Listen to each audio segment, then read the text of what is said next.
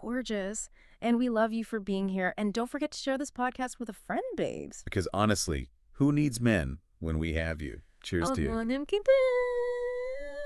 Clink. Take a sip. And yes, you guys, we are absolutely drinking Moscow mules right now. Like, I just need to set the scene for you because the sensory experience over here is, it's heavily influencing the chaotic energy we're about to bring. Oh, absolutely. Like the ginger beer is that intensely spicy kind that just like hits the back of your throat. It's the good stuff. Right. And the lime is freshly squeezed. The copper mug is literally freezing my hand to the point of numbness.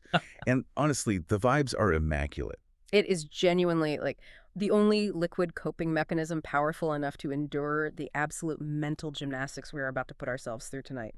Because, babes, we've been getting DMs. So many DMs. And comments relentlessly asking us for dating and relationship advice. Us, babes, we are single, in our 30s, no sugar daddies, working class. Like, Sure. Are you sure? Are you absolutely positive you want our advice? Literally, we are the blind, leading the blind through a minefield of red flags while wearing stilettos that are a half size too small. It is truly terrifying that anyone would look at us and see beacons of romantic wisdom.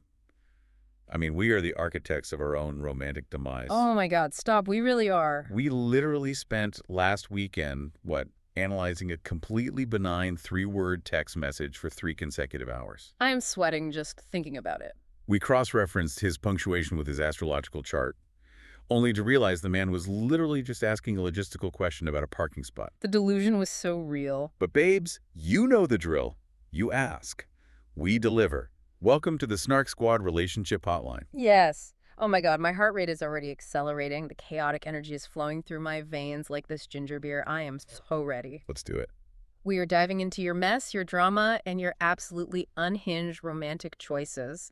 Let's not even waste time. Let's start with DM number 1. Lay it on me. Okay, so this one comes from a listener who says, I've been in a situationship for 8 months. We text every day, we hang out on weekends, but he still introduces me to his friends as his buddy, and worse, he exclusively calls me kiddo. What do I do? Oh, absolutely not. Stop reading. My blood pressure just spiked. Block him. I am screaming right now. Block him, delete his number, throw your phone into the nearest body of water, and move to a new municipality. Throw the whole man away. 8 months?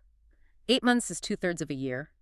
You could have, conceptualized, gestated, and grown an entire human infant in the time you've spent letting this mediocre man call you kiddo. We need to pull back and actually break down the insidious psychology of the word kiddo in a romantic or sexual context. Please do, because it's gross. Right.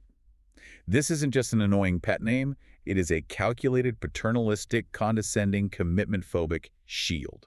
Ooh, shield. I like that. Let's look at the mechanism of infantilization in power dynamics. By calling you kiddo, he is verbally stripping you of your romantic and sexual agency in the dynamic. He is literally framing you as a child, an adolescent, the subordinate.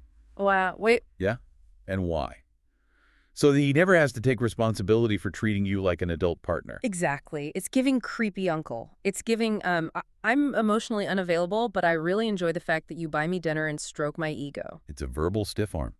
Think about it. You can't have serious conversations about commitment, exclusivity, or emotional equity with a kiddo. No, you can't. It allows him to keep you at arm's length while extracting all the benefits of your time, your affection, and your physical intimacy. It is a psychological loophole he has constructed so that when you finally break down and ask, what are we? He can look at you with total innocence and say, whoa, kiddo, I thought we were just hanging out. Ugh. It makes my skin crawl. If a man calls you kiddo while you are in a situationship, I need you to hear this loudly and clearly. You are not in a situationship. You are unpaid childcare for a grown man's fragile ego. Preach. Run. Change your locks. Okay, moving on to DM number 2 because the delusions only get deeper today. This is ghosting drama. The listener writes, I was talking to a guy for 3 weeks. We went on 2 dates. They were amazing. Then he completely ghosted me. It's been a month, and I still log into my Finsta, my fake Instagram account, to watch every single one of his stories so he doesn't know I'm looking. Is this toxic? Oh, babe, we have all been there. Sadly, yes. I feel the hot, prickling shame radiating through the screen from this DM. But listen, the fake Instagram account, the Finsta, you are putting the FBI, the CIA, and MI6 to shame with this level of surveillance. I am going to roast you a little bit here, babes, but it comes from a place of deep psychological concern. You went on 2 dates. Okay. 2. Let's quantify that. That is roughly 4 to 6 hours of total human interaction.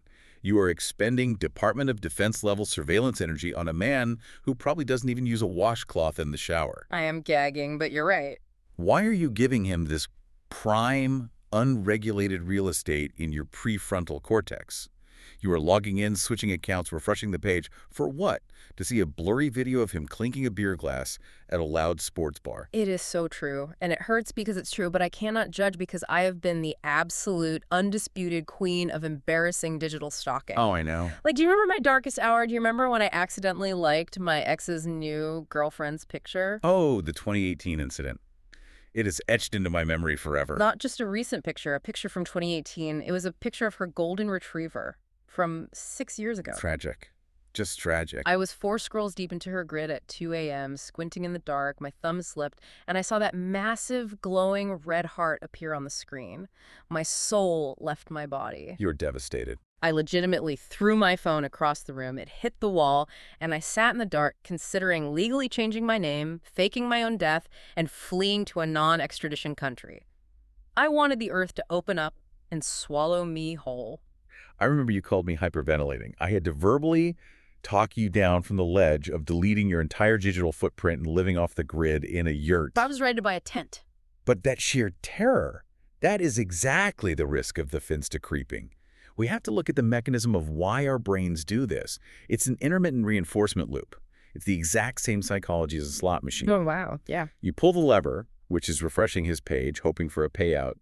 The payout is either a clue to why he ghosted or evidence that he's miserable without you. Which he never is. Exactly. The algorithm never gives you closure. It only gives you more anxiety.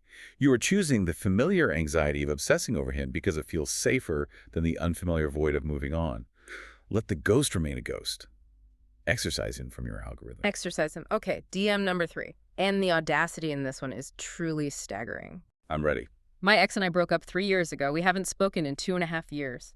Yesterday, he texted me out of the blue. I thought he was going to apologize for how things ended. He asked for my Hulu password because the one he had saved stopped working. The audacity is actually breathtaking. I am genuinely in awe. It is a masterclass in unapologetic shamelessness. 3 years. He held onto that password like it was a sacred family heirloom passed down through generations. A vintage password. Do not give it to him. Actually, no, I am changing my advice. Here is exactly what you do.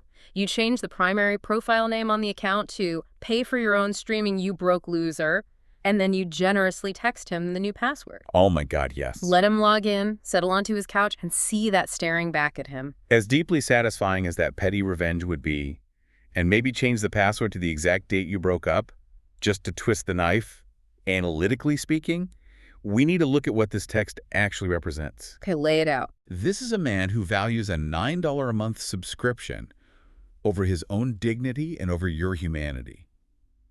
Let's unpack the utility value of an ex. Utility value. Yeah, he is literally telling you through his actions that he only views you as a utility provider. You are not a human being with feelings, history, and boundaries to him. You are a bundle package. Wow, that is dark. He is testing the perimeter of your boundaries. Yes. If you give him the password, you are signaling that you are still a compliant resource he can tap into. Leave him on raid. Let him suffer through the unskippable ads on the free ad-supported platforms. He earned those ads. Oh, so true. He belongs to the ads now. Okay, DM number 4. This one is setting off every single alarm bell in my nervous system. Read it. I met a guy at the gym. We were talking about the squat rack, and out of nowhere, he asked for a small kiss.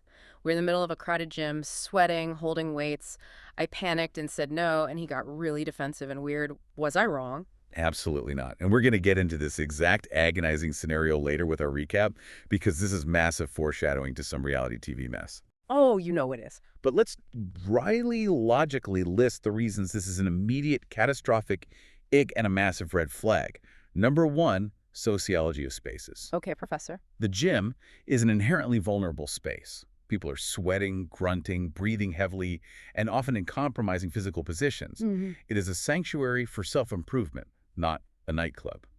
Hitting on someone while they're physically vulnerable is predatory. 100%. Number 2, the phrasing. Asking for a small kiss is a highly manipulative way to minimize a physical boundary violation. It's a microaggression masquerading as a cute request. It's like saying, just let me disrespect your autonomy a little bit. A small kiss at the squat rack. Imagine the sweat. Imagine the smell of stale pre-workout chalk and desperation. Disgusting. And then to get defensive. That's point number 3. Getting defensive when rejected shows a complete lack of emotional regulation and a dangerous sense of entitlement. Right, like he was owed it. He wanted to corner you in a public space to force intimacy, and when you enacted a completely normal boundary, he punished you with his mood. Gold medal and red flags.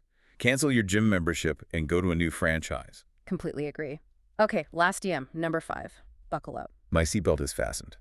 I met a man on a gaming app. We play Call of Duty together. We have never FaceTimed, but we talk on the headset every night for hours. I am buying a plane ticket to fly across the country to meet him next week because I know in my heart we are soulmates. I am rubbing my temples. I am literally pressing my index fingers so hard into my eyes, I am seeing geometric shapes.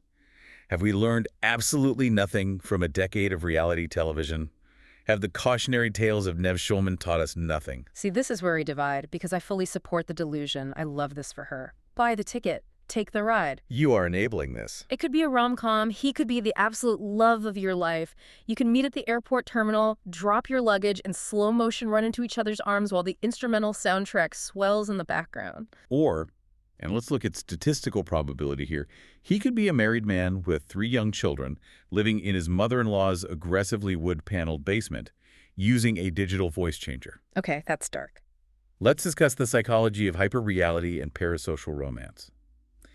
You have never FaceTimed. You are falling in love with an avatar and a disembodied voice. But they talk for hours. When you don't have the physical reality of a person, their mannerisms, their eye contact, the way they treat waitstaff, your brain fills in the gaps with your own idealized fantasy.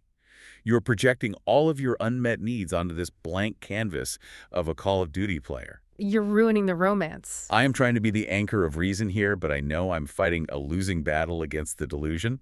You're going to fly to Idaho, or wherever this fantasy land is, and you're going to end up paying for the Uber from the airport because his wallet mysteriously got lost at the TSA checkpoint. Okay, you're probably analytically right. You need to FaceTime him immediately. Make him hold up today's physical newspaper like a hostage proof-of-life photo so you know he's real. Exactly. Just do the bare minimum vetting. But honestly, this level of messy, unhinged advice, the screaming, the psychological warfare, it is making me so incredibly hungry.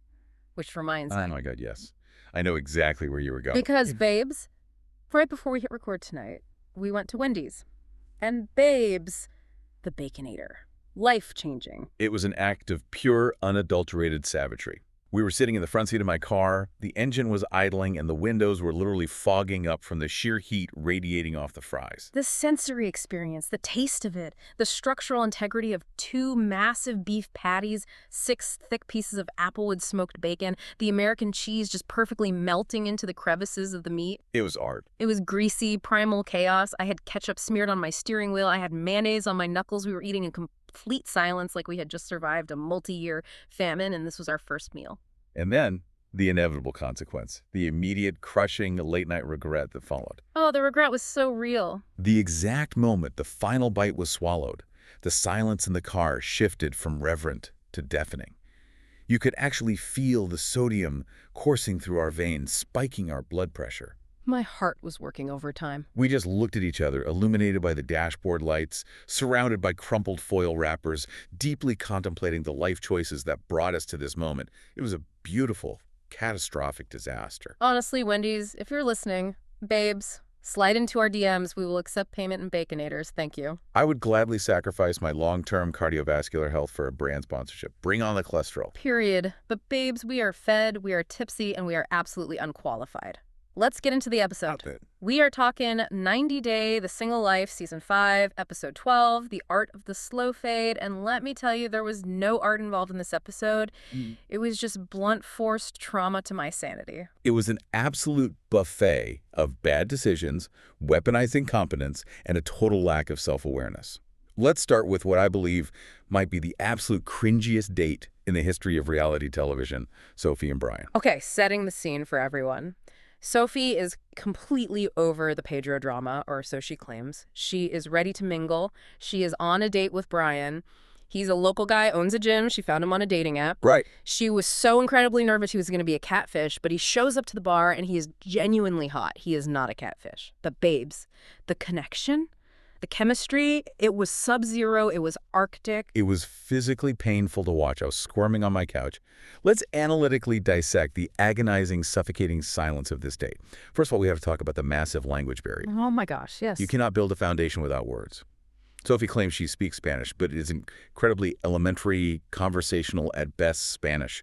They do not share enough mutual vocabulary to have anything resembling a deep, meaningful conversation. None, zero. You cannot build a romantic connection, let alone a long-term partnership, if your entire shared lexicon consists of hola, gimnasio, and giggling. When you lack words, you start projecting. You project your ideal partner onto the blank canvas of their silence, which is a recipe for disaster. The giggling, I was physically cringing, hiding my face behind my throw pillow every time there was a lull in the conversation, which was approximately every 4 seconds. She would just let out this nervous, high-pitched giggle and take a huge gulp of her drink. Just filling the void. Giggle sip, giggle sip. The silence was so heavy and so loud, you could literally hear the ice melting and shifting in their glasses. She was using the alcohol and the nervous laughter as a crutch to fill the absolute dead air, because neither of them had the intellectual curiosity or the linguistic capacity to ask a real probing question. And then, because she has zero actual conversational skills to fall back on, she resorts to the most superficial, objectifying crutch imaginable, the shirt removal. I screamed at my television screen. They are sitting in a public space at a bar having drinks, and she just looks at him and goes, "Oh, you own a gym. Take off your shirt and show me your gym stuff." It was unhinged. And she makes him take his shirt off right there. He looked so visibly uncomfortable. This is where we need to bring in the ultimate real talk, because the Reddit receipts are on absolute fire regarding this exact moment, and rightfully so. Let's look at the blazing double standard here. Oh, please do. If we reverse the genders in this scenario, and a man asked a woman on a first date at a public bar to take her top off to show her gym tricks, the public outcry would be deafening. He would be destroyed. He would be dragged through the digital streets. He would be canceled.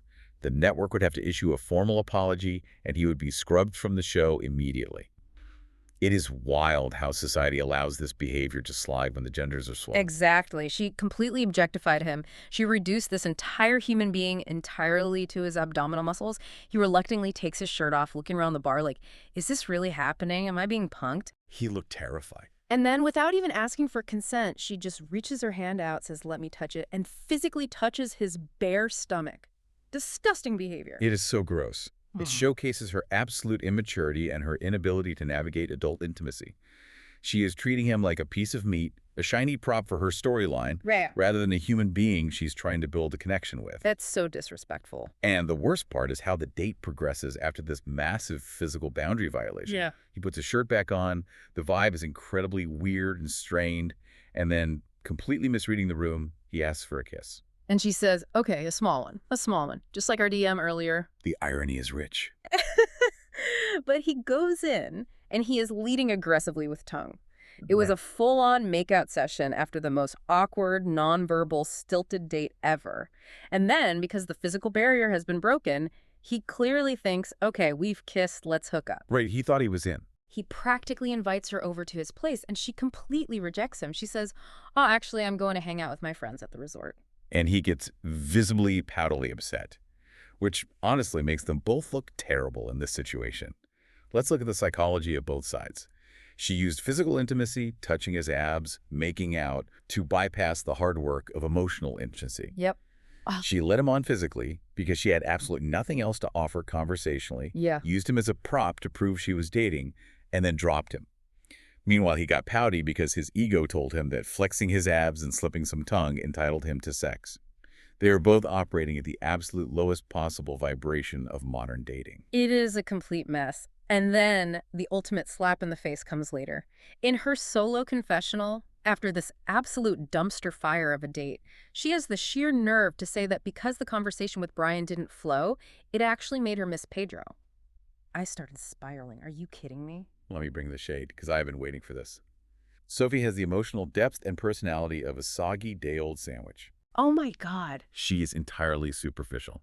The only reason she is keeping Pedro around in her mind is to stroke her own fragile ego.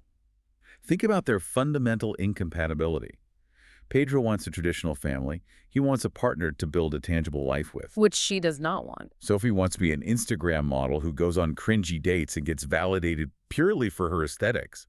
She is just keeping Pedro on the hook because the reality of dating actual strangers requires emotional intelligence, and that is too awkward and demanding for her to handle. It's so deeply toxic. But speaking of toxic and speaking of keeping people on a tight hook, let's talk about Vanja and Tony, the clingy catastrophe. This is a masterclass in how to completely suffocate a relationship before it even has the chance to take its first breath. Okay, so Vanja is living her absolute best life in Europe. Ibiza, Spain vibes. The scenery is gorgeous. She's on vacation with her cousin. She is out dancing. She is drinking. She is looking stunning.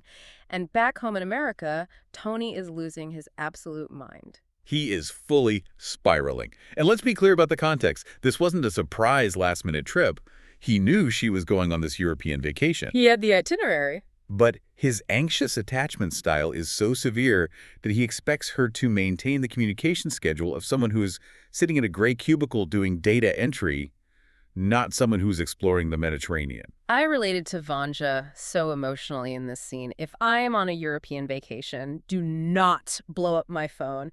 I am paying thousands of hard-earned dollars to escape my reality. I am immersing myself in a new culture. I am not going to spend my night staring at a glowing screen, arguing with a man I've known for 5 minutes. Exactly. Tony is furious because she did call him before she went out to the club, but they only talked for 5 to 10 minutes. Let's break down Tony's ridiculous expectations and the concept of a digital leash.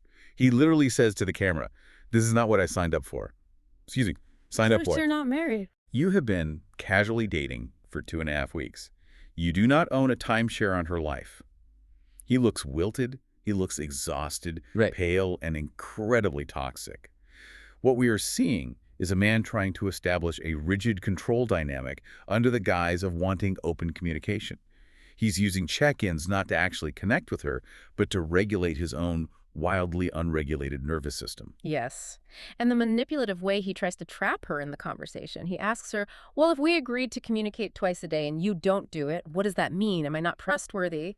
He is projecting his own massive, deep-seated insecurities onto her fun vacation. Exactly. Let's use an analogy here. Tony is treating relationship communication like a municipal parking meter. He thinks if he just keeps dropping digital coins in, texting, calling, demanding check-ins every few hours, his spot is legally protected and secure. Oh, that is a perfect analogy. He doesn't realize he's not protecting the spot, he's just clamping her tires. He is trying to manipulate her into admitting fault so he can play the victim. But the sheer, unadulterated hypocrisy of this man. Let's not forget the plot twist of the century. This is the exact same Tony who literally had a secret girlfriend. The delusion is blinding. You had a whole secret hidden woman in your life, living a double life, but you are aggressively interrogating Vanja because she spent 5 minutes on the phone instead of an hour while she's getting ready to go out in Ibiza. I wanted Vanja to scream at him through the phone. Analytically speaking, looking at their attachment styles, they are fundamentally irreconcilably incompatible. They shouldn't be together in any capacity. No. Tony is anxiously attached and wants a beck-and-call girl who caters entirely to his anxiety to make him feel safe. Vangeline's avoidant. Vacations are a suspension of reality, and she acts like a rebellious high schooler avoiding her strict dad's curfew. There's no middle ground, no healthy compromise here. It is just a toxic cycle of his demand and her rebellion. She needs to block him, throw her phone in the Mediterranean, and go back to the club. Speaking of people who desperately need to be blocked and deleted, let's pivot to the fraudulent breakup, Gino and Natalie. A storyline so painfully manufactured and fake that the boom mic operator was practically rolling his eyes on camera. Okay, setting the scene for this disaster. Gino is big mad because Natalie's daughter, Bella, completely clocked his weird, unsettling energy and basically told her mom she hates him. And Natalie, in a shocking, unprecedented twist of good parenting for reality TV, actually cares about her daughter's opinion. Which, to be fair, is the one realistic and genuinely commendable thing Natalie has done in her entire tenure on this franchise. Right, so Gino is all flustered, his ego is bruised, and he starts saying, Natalie is letting her young daughter dictate the terms of their adult relationship. And then, babes, I'm in utter disbelief at what happens next. Imagine getting dumped by Gino, via FaceTime. It defies the known laws of physics and sociology. Gino having the upper hand to dump anyone is a mathematical anomaly that shouldn't exist in our universe. He FaceTimes her while she's sitting on her bed and says, I don't think this is for us, claiming he just can't put in the work if Bella doesn't like him. Let's look at the actual facts of the psychological strategy Gino is employing here, because he is lying through his teeth. Right. He's using Bella as a convenient scapegoat to execute the slow fade without looking like the bad guy. Oh, absolutely. He doesn't want to put in the work, period. He has a sudden influx of women flooding his Instagram DMs because he's on TV, and he wants the easiest possible route to maintain a storyline while keeping his options open. Look at his established track record. Let's hear it. When he brought Jasmine to the U.S., he intentionally excluded her children from the visa process because he didn't want the financial or emotional responsibility of being a stepfather. He clearly doesn't care about Natalie's kid either. The exact second the relationship required actual selfless effort, he bailed. And Natalie's reaction to getting dumped via a glitchy FaceTime call. She sits in her solo confessional acting like she is this highly evolved, empowered queen. She looks dead at the camera and says she is done with mediocre men and she will no longer accept the bare minimum. I have to sarcastically ask the void, Natalie, why did you even give this man a second or third chance in the first place? You knew exactly who and what he was. We all knew.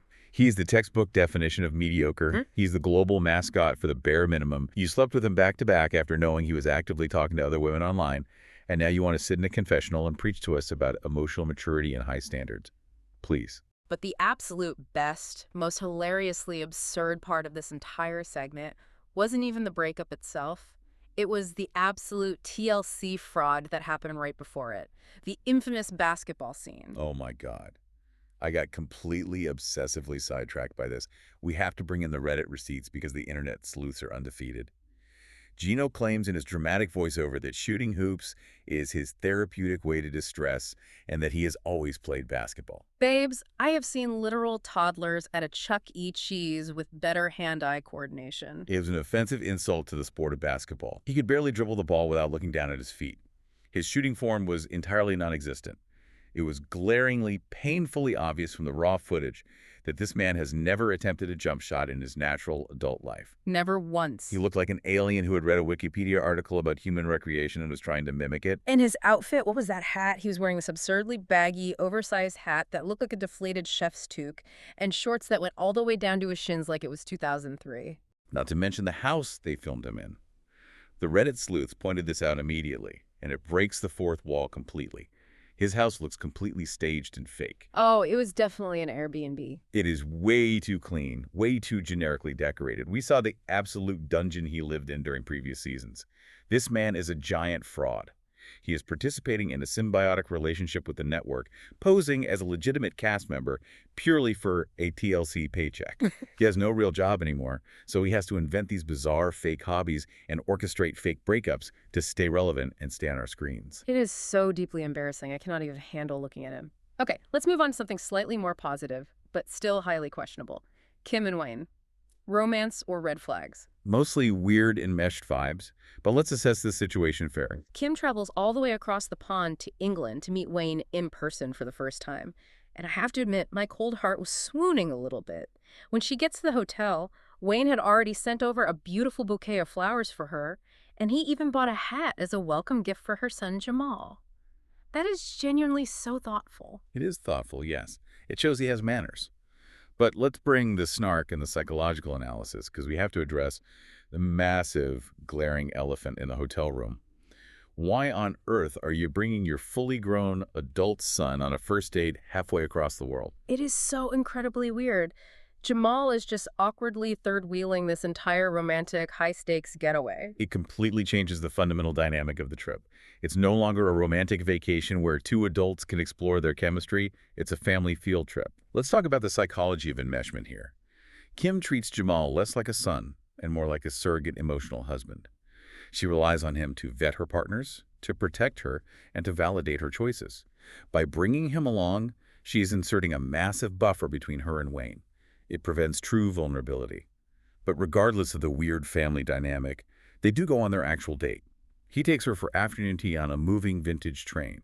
which aesthetically and logistically is a fantastic date. It looked so cute, the lush English countryside rolling by the windows, sipping hot tea, eating little crustless sandwiches. Kim was absolutely glowing. She literally said to the camera that it was the best date she has ever been on in her entire life, and she strongly hinted that a sexual spark might finally be brewing between them. I am really, truly rooting for her. I want her to get a win. I want her to get a win too. Everyone deserves love. But we need to talk about her ongoing commentary during the date. She kept bringing up her past relationships and complaining about how men have historically judged her looks and criticized her vibe. And I just have to point out the harsh reality of personal transformation here. You changed your physical appearance, babes. You lost a significant amount of weight, you changed your hair, and that is great. You look incredibly confident and healthy. But did you actually change your internal vibe? Ooh, that's deep. Wait, what do you mean by that? Because if your internal frequency is still exactly the same, if you are still subconsciously projecting deep insecurity or demanding constant external validation to feel worthy or trauma dumping on first dates, the physical changes aren't going to fix the repetitive relationship patterns. Oh, wow. A new body doesn't erase old trauma. We need to see if she has actually evolved her mindset and done the therapy, or if she's just the exact same Kim with the same insecurities sitting in a new outfit on a vintage train. I see what you're saying, and that makes a lot of psychological sense, but I'm going to defend her on this one. I think the physical weight loss gave her the baseline confidence to finally demand better treatment, and Wayne so far is stepping up and giving it to her right now. Let her have the tea, the scones, and the romantic train ride. Fair enough. We will monitor the situation closely. But now we must descend into the lowest, darkest circle of reality TV hell, Courtney and Colt. The absolute mess. I literally lost my mind during the segment. I was screaming at my TV so loudly my neighbors probably heard me. Courtney drives her car to the airport to pick up Colt. And how does this man emerge from baggage claim? In a wheelchair. Yes, because of his mysterious, ever-present leg injury. Let's look at the weaponization of pity. I'm dying just describing this. She's physically wheeling him through the airport to her car. And please, I need you to roast his outfit because I simply do not have the vocabulary to capture the horror. It was an aggressive assault on the eyes. He looks like a discount Crocodile Dundee, who spent a lost weekend at a suburban mall kiosk getting sun-in highlights, accessorized with cheap, authentic Brazilian tourist beads. The accuracy. It is a terrifying, chaotic aesthetic. He looks like a cult leader who couldn't successfully recruit any followers, so he just gave up and went on vacation. The beads. We have to talk about the beads. He is wearing the exact wooden beads he got in Brazil with Diana, the woman he literally just cheated on Courtney with. And he has the absolute sociopathic gall to bring her up casually in the car ride from the airport. He mentions that Diana was mad that he was flying to Florida to see Courtney and says, "She doesn't trust me." Gee, Colt, I wonder why. You are a pathological liar who flies across continents to triangulate and juggle women. It is infuriating. But then they go to dinner, and the dialogue between them reaches a level of manipulation that should literally be studied in a university psychology lab. Colt admits to Courtney that he has a lot of sex with Diana. He says he's sleeping with her constantly, but claims there is a lack of emotional connection. This is the most toxic, manipulative, backwards logic I have ever heard, and it's a variation of the Madonna whore complex. Let's completely shred this. Shred. He previously told Courtney, to her face, that he couldn't perform physically with her. He literally couldn't get it up because of the severe pain of his broken leg and the side effects of his medication. But miraculously, hallelujah, his leg and his meds are perfectly, functionally fine when he's in a hotel bed in Brazil with Diana. Exactly. Courtney clocks this immediately. She points out and says, "So I was the issue." Because he is lying. Manipulative men will create this bizarre, convoluted narrative where they say, I have such a deep, pure emotional connection with you, so I can't sleep with you, but I don't respect her emotionally, so I can casually sleep with her. So gross. It is absolute, unadulterated garbage. He is just saying whatever contradictory nonsense he thinks will keep Courtney on the hook as a safe backup option, and, more importantly, a free nurse to push his wheelchair around. Which brings me to my next most aggressive point. I was screaming at the screen, "Why are you there, Courtney? Why are you sitting at a white tablecloth dinner with a man who flew straight from another woman's bed, wearing the jewelry she probably bought for him, to tell you he couldn't get hard for you, but is railing his new girlfriend?" And what is Courtney's psychological justification for being there? It's the ultimate moving mad choice. She claims she went to the dinner because she was curious what he had to say, and, I quote, Who doesn't love a free steak? A free steak. You are selling your self-worth and your dignity for a medium rare ribeye. I have to sarcastically applaud her wildly distorted priorities. Let's look at the sunk cost fallacy here. She complains earlier in the episode about having 100 matches on dating apps and how it's so emotionally exhausting reading messages that she feels like an unpaid secretary. I remember that. But instead of going on a fresh date with literally any of those 100 new men who would gladly buy her a steak without the emotional abuse, she chooses to sit across from Crocodile Dundee in a wheelchair. That is the definition of delusional priorities. She is using the free steak as a defense mechanism to hide the fact that she is trauma bonded to him. It is so dark and depressing. And then the grand finale of this nightmare dinner. Colt looks at her with his crusty eyes, manipulates his voice, and drops the "I love you." He says, "I love you, Courtney, and I'll never disappoint you again." While still physically wearing the Brazilian infidelity beads around his neck, the sheer audacity of this man should be classified as a lethal weapon. But I was so scared. I was holding my breath, terrified she was going to cave and take him back. But thankfully, miraculously, the universe gave her one single ounce of strength. She says no. She tells him she will never give him another chance to dupe her, and they can only be friends. Friends. Right. Which brings us organically to a question I wanted to ask you tonight as we pivot into our closing thoughts.